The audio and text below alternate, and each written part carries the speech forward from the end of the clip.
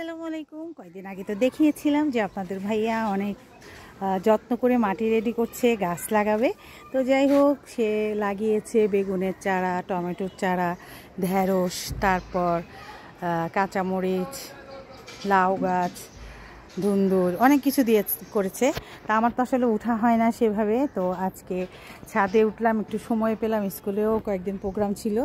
তো মাশাআল্লাহ দেখে মনটা তো ভরে গেল।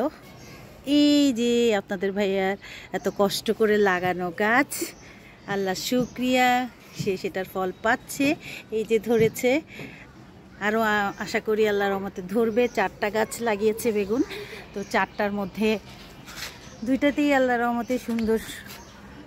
এই সাইড থেকে দেখাই আমি, আমার খুব ভালো লাগছে দেখে। এই তো 3টে ধরেছে মাশাআল্লাহ, এদিকে একটা ধরেছে, আরও ধরছে। এই যে আমি 2টা ঢেঁড়স পারলাম, কালকে 5-6টা নিয়ে গিয়েছে। তা আরও ঢেঁড়স তার গাছে আছে। এই তো এই যে ছোট ছোট এগুলা বড় হবে। পুদিনাগুলাও জায়গায় জায়গায় সে সব টবে ঢুকিয়ে দিয়েছে। তো এই তো সিম গাছ, লাউ গাছটাও মাত্র মোটামুটি হচ্ছে। এদিকে আরও মাটি রেডি করছে, আরও কি কি লাগাবে। তো মাশাআল্লাহ গত বছরের সিম গাছ আমরা ভাবছিলাম হবে না, তো আল্লাহর রহমতে যতটুকু হয় ধরেছে ছোট ছোট সিম এটার মধ্যে। তবে এটাতে মাচা দিতে হবে, এটা বাড়ার জায়গা পাচ্ছে না সম্ভবত।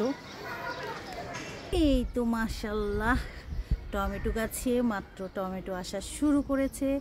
আসলে খুবই ভালো লাগতেছে। 2টা টমেটো গাছ লাগিয়েছিল, তো 2টাতেই এখন সে খুব খুশি, কারণ সে অনেক দিন ধরেই মাটি রেডি করা এটা সেটা নিয়ে অনেক শ্রম দিচ্ছে এগুলোর মধ্যে।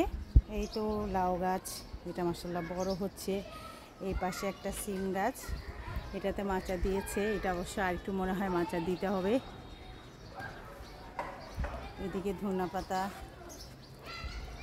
পুদিনা না আরও লাগাইছো। এই যে পানি দিচ্ছে, সব জায়গায় তার গাছ লাগানো আছে। সে নিজেরটাও দেখে, সবারগুলাতেও পানি দিয়ে যায়, প্লাস ছাদও ক্লিন করে যায়। সবসময় এটা করে, ভালো লাগে।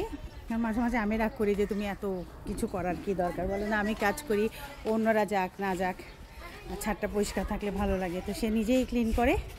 এই তো দোয়া করবেন সবাই, সবগুলো গাছে যেন সুন্দর মতন হয়, কারণ সে যত কষ্ট করছে আসলে আমার আসলে অনেক অনেক ভালো লাগছে, যেই জন্য আমি আপনাদের সাথে শেয়ার করলাম।